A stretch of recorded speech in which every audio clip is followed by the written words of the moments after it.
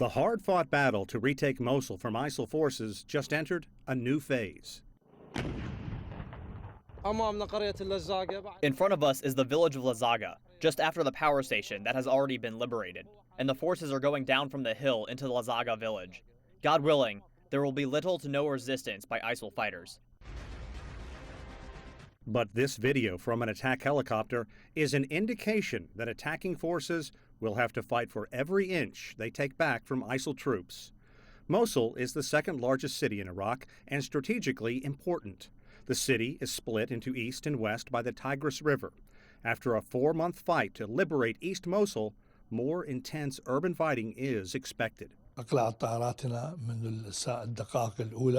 Our helicopters took off in the early hours of the start of the battle to back up our troops and flew 22 missions. They achieved marvelous results. They killed 93 ISIL militants and destroyed 18 military and armored vehicles.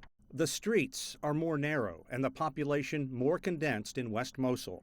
The United Nations estimates as many as 800,000 civilians are caught in the crossfire.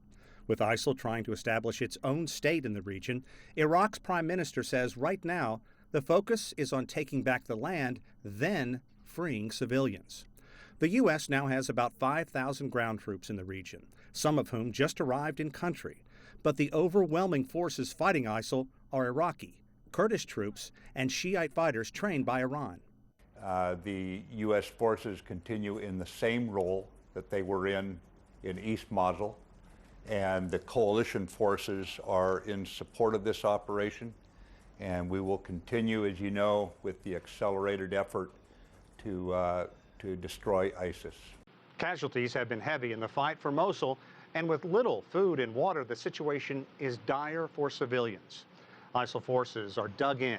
With so many civilians in harm's way, at best, the region can expect tens of thousands of new refugees. Callebs, CGTN, Washington.